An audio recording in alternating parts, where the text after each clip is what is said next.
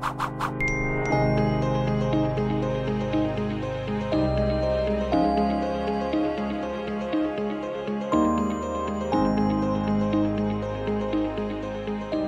aí galera, sou o professor Kleber Fininho de Biologia e na nossa aula de hoje vamos trabalhar de uma forma interdisciplinar com a famosíssima literatura. Oi galera, eu sou Josivan Monte, professor de literatura e hoje a gente vai ter uma conversa boa aqui para ver o entendimento, a afinidade, o alinhamento entre biologia e literatura. Em relação à biologia, observamos justamente o darwinismo. Dentro da biologia, observamos justamente a questão do transformismo. E esse transformismo representa modificações que acontecem nas espécies ao longo do tempo. E que, na verdade, o famoso Charles Darwin, ele abordou o processo de seleção natural, que é justamente atrelado à parte do darwinismo social. Darwin levou 20 anos para publicar sua teoria com medo da repressão da igreja. E a igreja levou 100 anos para concordar que Darwin estava certo. Nesse mesmo período, tinha um pensador chamado Hipólito Taine que criou o determinismo. E o que era o determinismo? O homem está determinado por 3 fatores: a raça, o meio que vive e o momento histórico. E essa história do determinismo de Hipólito Taine acaba influenciando o comportamento da sociedade, a moral. Quando a gente chega aqui no naturalismo, já vindo do realismo, nós vamos perceber que foi adaptado do darwinismo biológico o darwinismo social. E o que seria isso dentro da sociedade? A lei do mais forte, aquilo que popularmente a gente diz, a corda arrebenta do lado mais fraco, em que os mais fortes vão se fazer prevalecer, suplantar, e os mais fracos vão sucumbir. E aí a gente vai ver muito bem isso dentro das obras naturalistas, essa lei do mais forte prevalecendo. A título de exemplo, lá no Ateneu, a gente percebe que os meninos mais fortes entram dentro daquele colégio restritamente masculino, interno, chegam aos 9 anos, saem aos 19, em pleno desenvolvimento da libido, desenvolvimento dos hormônios, da sexualidade. E dentro desse desenvolvimento, o que esses meninos fazem? Cheios de desejo dentro daquele ambiente, sem ter mulheres, sem poder sair. Então os mais fortes estupravam os mais fracos. Dentro do aspecto biológico, como o professor frisou muito bem, observamos que o processo de seleção natural, o ambiente, ou seja, o ecossistema, a pressão ambiental é que vai selecionar os indivíduos mais aptos. Neste caso aí, aqueles indivíduos mais resistentes, mais adaptados, mais fortes, tendem justamente a permanecer com aquela característica vantajosa dentro daquela população. A ideia de Charles Darwin foi extremamente fantástica. Por quê? Porque de acordo com as modificações que acontecem na população, eles são selecionados de forma positiva e essas características, meus amores, são passadas aos descendentes. E aí veio justamente aquela ideia que o professor reforçou muito bem, a questão do darwinismo social. E a questão do ambiente, porque os naturalistas vão dizer que o homem vai ser um produto do meio, Exatamente. Do ponto de vista social, ele acaba sendo influenciado pelo meio, ele vai ser aquilo que o meio determinar que ele seja. Aí, mais uma vez, lembre o pensamento deles voltado para a doutrina determinista. O homem seria determinado pelo meio, Ainda bem que a teoria de Taine está por terra, Senão, hoje, as pessoas não tinham dado os direitos iguais aos outros, não tinha se clamado essa igualdade da diversidade, porque aí dentro dessa teoria, vem a superioridade da raça, né? Achando que o negro era uma raça inferior, não é isso? E aí a gente começa a perceber que dentro da sociedade, o homem determinado pelo meio, às vezes é que desgraça. Você nasceu numa raça inferior, está determinado a ser inferior, né? Nasceu numa favela, está determinado a ser da favela. Observando nitidamente, né, esse processo de exclusão dentro daquela sociedade. E aí, uma vez criminoso, sempre criminoso. Lembrando bem aí o personagem de Jean Valjean, né? Que vai lá na obra dos Miseráveis, já era o início desse pensamento e uma contestação a essa doutrina, né? De que uma vez criminoso, sempre criminoso. O homem não muda, cientificamente estava comprovado isso, na verdade era para aquele momento, né? E hoje a gente sabe que tudo isso caiu por terra e está completamente desprezado. Não cabe mais no mundo de hoje achar que existe uma raça superior, né, a outra raça. E dando ênfase ao aspecto biológico, chegamos à questão do sistema endócrino, do sistema hormonal. Esse sistema em si realmente interfere no comportamento, seja ele, né, sexual, seja ele comportamental dentro daquela população. Quando o professor citou muito bem a questão da idade, a questão do colégio, onde os meninos, né, justamente aflorando a questão dos hormônios, faziam com que ocorressem, né, a questão da libido sexual. E essa libido sexual está atrelada à questão dos hormônios. Temos a participação do hipotálamo, né, que vai justamente, né, estender essa libido, essa vontade de praticar atos sexuais. Uma coisa extremamente importante dentro da biologia, que está atrelado ao darwinismo, seria essa seleção sexual, né? Que dentro da biologia observamos esse comportamento com a participação de feromônios, a participação da questão também visual que interfere nessa seleção. E aí a gente percebe que na biologia os escritores, seguindo aquilo que a ciência estava trazendo no tempo, né, é que o homem era movido pelo instinto, guiado pelo instinto. Então vale lembrar a você o seguinte: no Barroco, o homem era guiado pela fé. No arcadismo, o homem era guiado pela razão, porque pensava. Pela mente. No romantismo, ele passou a ser guiado pela emoção, pelo sentimento, né? O homem não é o que pensa, é o que sente. Para o Barroco, o homem é o que crê. Para o arcadismo, o homem não é o que crê, é o que pensa, o que raciocina. Veja nitidamente que o professor está citando a questão cronológica da coisa, a questão comportamental, a questão justamente dentro daquele momento na sociedade.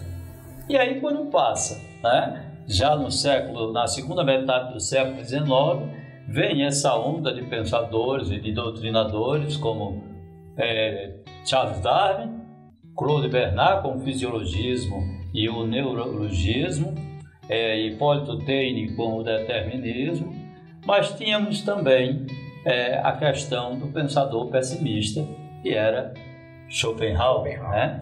Schopenhauer que vai trazer a questão do pensamento pessimista.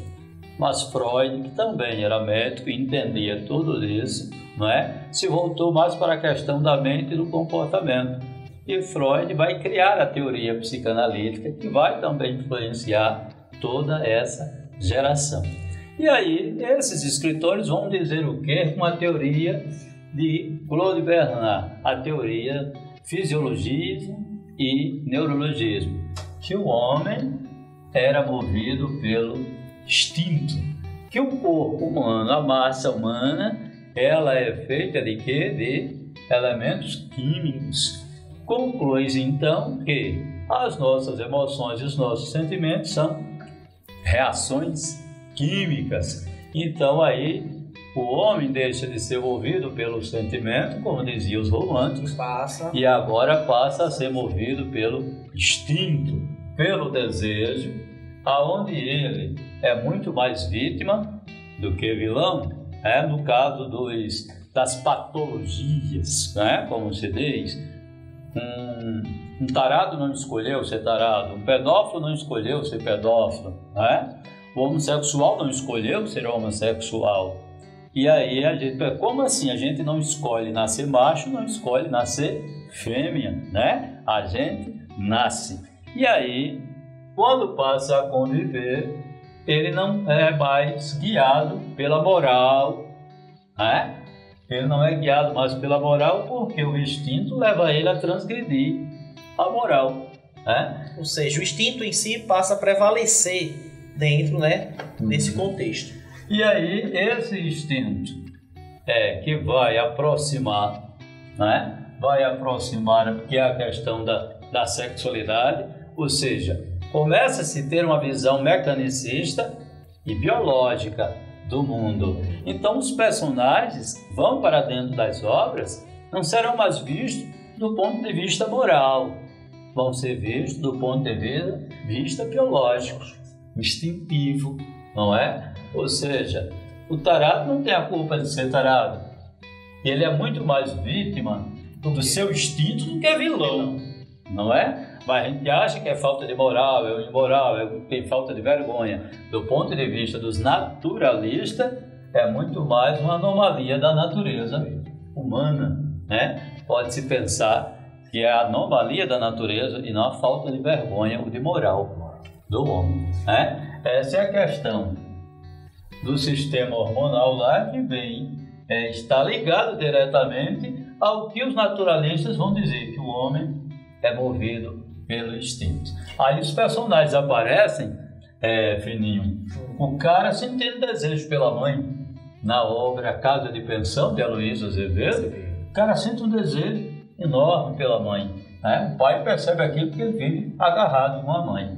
Do ponto de vista freudiano, ele tem um complexo de Édipo, Do ponto de vista biológico, ele tem um transtorno hormonal ou instintivo, Então essa questão hormonal, está muito atrelado, basicamente, à questão do instinto, que por sua vez a gente faz uma ponta no que diz respeito ao aspecto reprodutivo, Até porque dentro da biologia, esta atração ela está relacionada diretamente à questão da reprodução, E essa reprodução dentro da biologia, meus amores, eu posso ter a reprodução sexuada e a reprodução assexuada.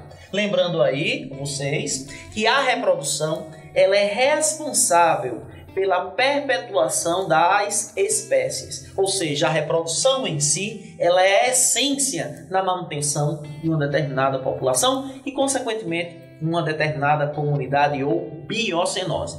Esta reprodução em si, que dentro da biologia estudamos o comportamento animal, que na espécie humana, como o professor falou nitidamente aqui, ela está relacionada também à questão, mais uma vez, voltando para o instinto. Então, essa questão bioquímica, essa questão hormonal, ela realmente está atrelada ao aspecto reprodutivo.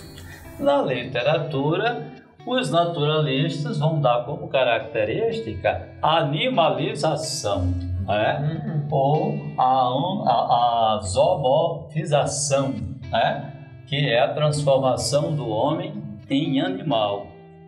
A gente vai perceber lá na frente, no modernismo, já na segunda fase do modernismo, que o homem é comparado ao animal, mas ele é comparado ao animal pelo grau de miséria.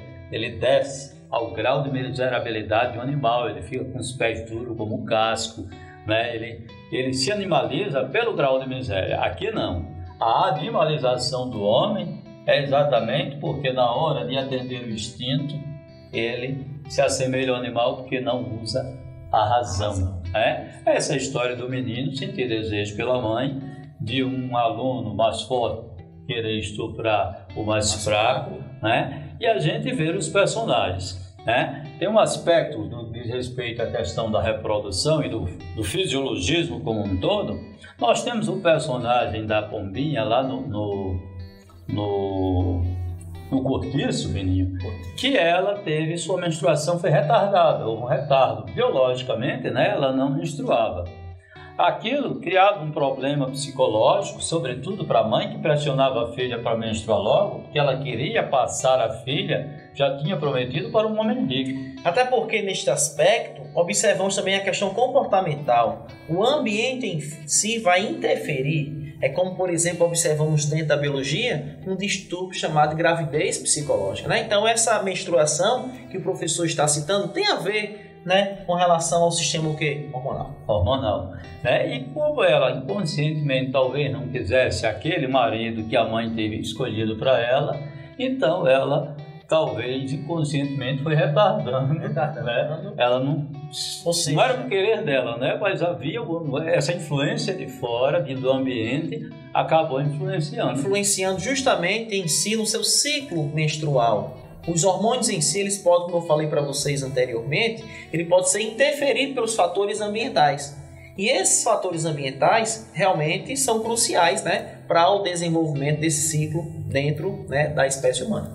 E que acaba desencadeando na mocinha, né, uma transgressão que era considerada transgressão na época, né? Hoje já não podemos falar isso, que era a questão da homossexualidade. E ela acaba desenvolvendo através do afeto que ela recebe da madrinha, né? Ela acaba desenvolvendo esse desejo, aflorando isso aí pela madrinha, e vai menstruar e esconder essa menstruação porque de fato não queria. E é justamente, né, essa questão da menstruação foi em picos de hormônios, né?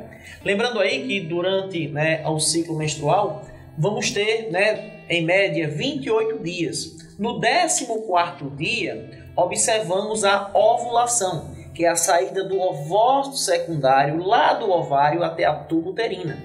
Para ocorrer esta ovulação, é necessário justamente a participação do sistema hormonal, onde eu tenho a atuação de 4 hormônios envolvidos dentro desse ciclo. Eu tenho o FSH, que é o hormônio folículo estimulante, o LH, que é o hormônio luteinizante, né? Vamos ter a progesterona e o estrógeno. FSH e o LH são liberados pela hipófise, mais precisamente adenohipófise, e progesterona e estrógeno liberado pelos ovários. Quando temos basicamente uma baixa quantidade de progesterona por volta no finalzinho do 28º dia, ocorre a descamação do endométrio, caracterizando justamente a menstruação, onde vamos observar o fluxo menstrual. Percebam nitidamente que essa baixa concentração de progesterona foi que interferiu justamente na menstruação dessa personagem. Mas aí a gente tem uma questão, diz que tem uma visão muito romantizada, né, da menstruação, porque assim, tudo que se diz respeito à questão da sexualidade, da reprodução, foi muito demonizado pelas religiões, né? Era uma questão muito demonizada, era feio, era imoral, era indecente. Só que agora, à luz da ciência, encorajou os escritores, os artistas, a trabalhar essa questão que vai ser chamado de naturalismo. Não porque vai falar da natureza no campo, como falar dos árcades. Não porque vai falar da natureza transcendental, como falar dos românticos.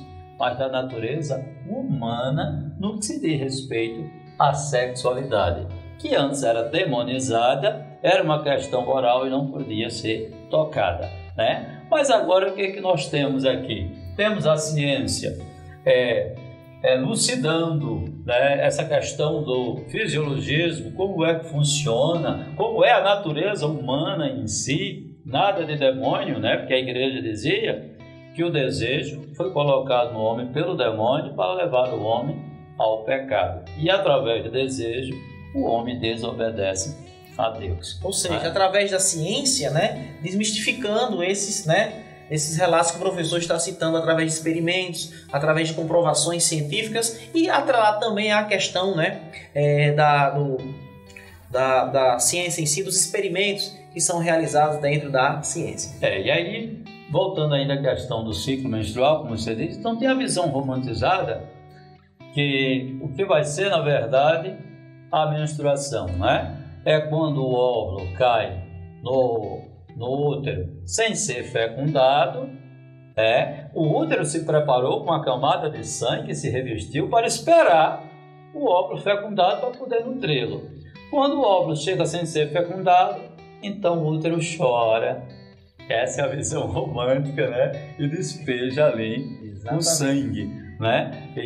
Ou seja, há uma beleza tão grande no ciclo menstrual e dentro da visão biológica e as pessoas enfeiaram, né? De maneira que as meninas, mal orientadas pelas mães, quando menstruam, elas se constrangem, elas têm vergonha, né? Ninguém quer falar, ninguém por exemplo, quer se dizer. fosse uma doença, Já foi tratado como doença, né? A mãe disse que dizia no passado, quando a filha estava menstruada, ela está doente.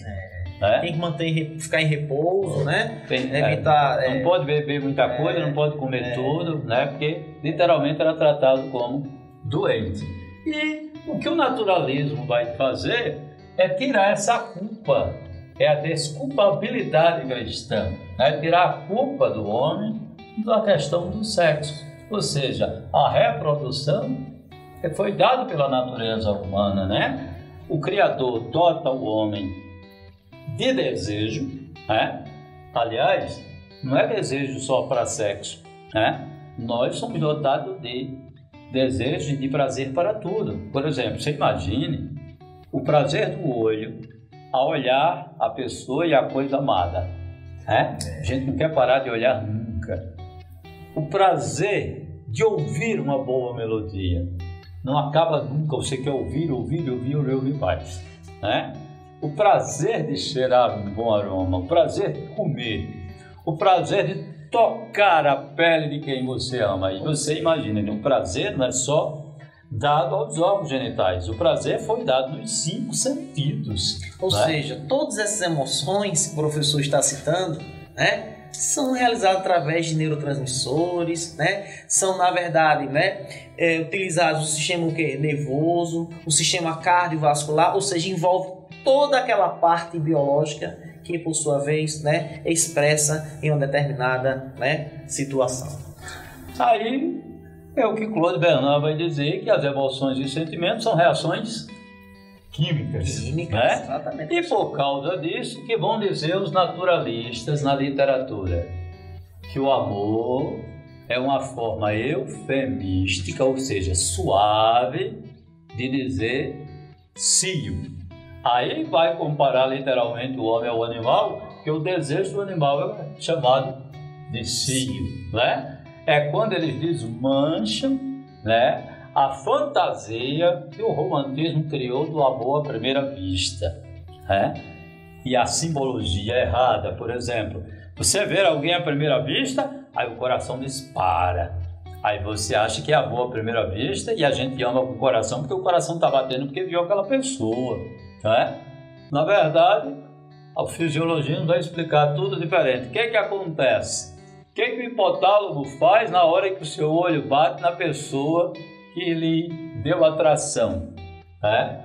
Exatamente. Despeja na corrente sanguínea. Essas reações, elas são justamente, né, realizadas, ou seja, respondidas pelo estímulo que ele recebeu. E aí eu tenho a atuação, como eu falei para vocês, de neurotransmissores. Assim como também, né, você sentir o odor de um perfume, o odor de uma possível amada, assim como também a atração sexual liberada por feromônios. Então tudo isso envolve, né, a questão fisiológica, a questão hormonal, que vai justamente, né, fazer com que o indivíduo responda a um determinado estímulo, a uma determinada situação dentro daquele ambiente. Aquele cheiro que você sente da pessoa amada, que só você sente. Aquela música, né, que você ouve, escuta, mexe também com os seus sentimentos. E a história do coração bater mais é porque ele recebeu na corrente sanguínea a adrenalina, né, juntamente com a noradrenalina, que por sua vez foi recebida através de um estímulo que você respondeu àquela determinada situação. Enche, aumenta o volume do sangue, ele vai ter que correr mais rápido nas veias e o coração tem que bombear porque está vindo com mais volume, tem que bombear mais rápido. E pega emoções. A ilusão de que a gente ama com o coração, né? Fisiologicamente é explicado. Então, há todo um fisiologismo e os artistas do naturalismo vai se voltar para o que a ciência está dizendo, não mais para os mitos, né? Os mitos do sentimento, os mitos da moral que demonizou a sexualidade, né? E você vai ter que começar a raciocinar essas coisas estranhas. Como é que o Criador diz crescer e multiplicar e proibiu o meio da multiplicação? Não é? Percebe? Aí a gente começa a perceber isso. O grande problema foi a demonização da sexualidade. Né? Quando, na verdade, nada é mais sublime do que aquilo que traz a vida. E o que traz a vida é o sexo. Né? Ou seja, é o ato de reproduzir, de perpetuar a espécie, a manutenção daquela população. E aí as histórias na literatura, no naturalismo, deixam de ser histórias de amor e passam a ser histórias de relacionamentos que se deram através de quê? Do sistema hormonal, da atração que as pessoas sentem, do feedback entre, né? A questão fisiológica. Aquela história, existe amor à primeira vista? Não. Existe desejo à primeira vista. Esse desejo provoca a aproximação das pessoas. Elas se aproximam e se conhecem. Ou elas se unem ou se repelem.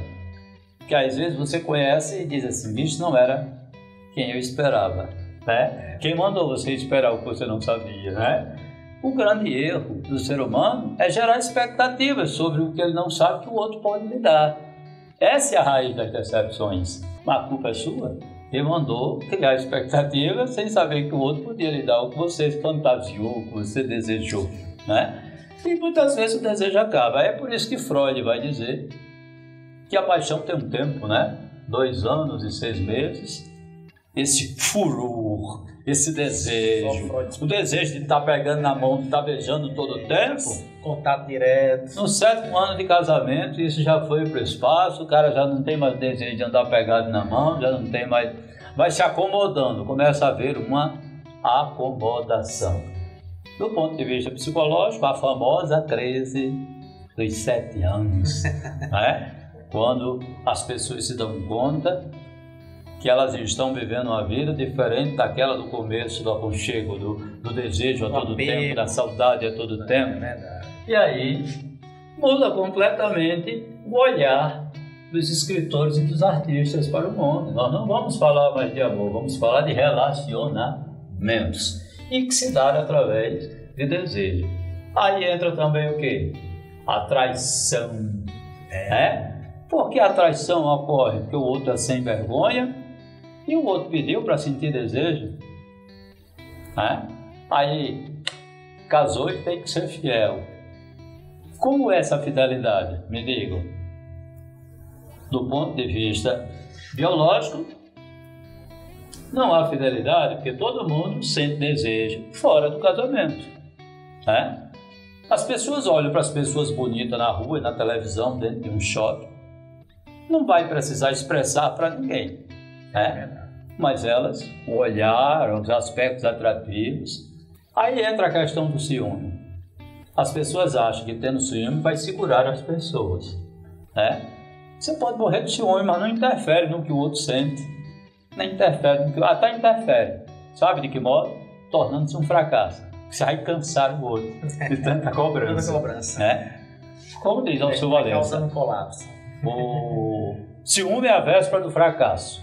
O fracasso provoca desamor, Porque aí, de tanto cobrar, o amor acaba e fica aquele desamor e aquela coisa, E os nossos personagens vai ser exatamente assim no naturalismo, tá certo? Naturalismo foi esse estilo literário que para o momento pode ter sido pornográfico, pode ter sido pesado para a sociedade. Pejorativo, às vezes, né? Você imagine, Feninho, que no livro A Carne, de Júlio Ribeiro, a moça, já chegando aos 30 anos, não tinha namorado, o pai morreu, ela ficou sozinha, numa solidão, já era órfã de mãe, e aí ela vai morar com o padrinho, E ela começa a ter desmaios, a ter vertigem e tal, e o padrinho traz um médico.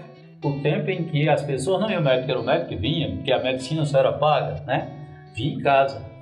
Quando ele vê a idade dela, o histórico, sem namorado, então ele chama o compadre e diz: o problema de Helenita é a ausência do macho. Veja que choque para a sociedade conservadora e puritana daquela época. O padre disse que queimasse esse livro, enterrasse, né, que a carta era uma carniça, ninguém lesse, né? Mas era esse choque dele dizer que o que havia naquela moça era histeria causada pela ausência do sexo, né? Do contato que ela não tinha namorado, não tinha nada. E aí quando chega o filho dele, né, namorador extremo, devia ter muito hormônio, que era feio, mas era namorador, tinha mulher demais, né? E o cara acha que é só beleza e não sabe que a carga hormonal de um que tem mais peso do que o outro, tem uma carga hormonal mais baixa, não consegue arranjar namorada. Aí a gente vai perceber que ela se apaixona pelo cara mesmo achando ele feio, né? Que ela quer resistir, porque ela era cientista e achava que por ser cientista ela segurava a onda do que estava sentindo. Mas ela vai perceber que não estava sentindo, o que ela vai ser dominada pelo instinto e se apaixona terrivelmente por ele e se entrega, né, de corpo e alma. Então, são histórias, são livros de tese, querendo provar a gente que o que a ciência está dizendo realmente acontece. Os personagens são criados para comprovação dessas teses científicas de que o homem é movido pelo instinto, o homem é animalizado, é produto do meio. E a fisiologia realmente, né, confirma essas modificações, né, que o professor falou aí dentro da questão literatura. E aí a gente vai ver a ciência influenciando a literatura. Então, cada tempo, a literatura e a arte, de modo geral, recebem uma influência, né? No barroco foi da igreja, no arcadismo foi do iluminismo, no romantismo foi do gosto burguês, no realismo foi dos pensadores pessimistas como Schopenhauer, né? e Freud, e no naturalismo da ciência de Claude Bernard, de Charles Darwin, né? E do fisiologismo, do neurologismo. Esse ponto de vista mudou o ponto de vista da literatura e dos personagens. Ou seja, esse feedback foi de extrema importância para essa modificação, né, vista, né, dentro da literatura e pela sociedade em si. E aí a gente vê que literatura não é só um passatempo, não é só entretenimento, é lição de vida, né? Literatura também ensina a viver. Então veja, biologia ensina a vida e literatura ensina a viver. Ok, galera? Satisfeito de estar aqui fazendo essa conversa para vocês.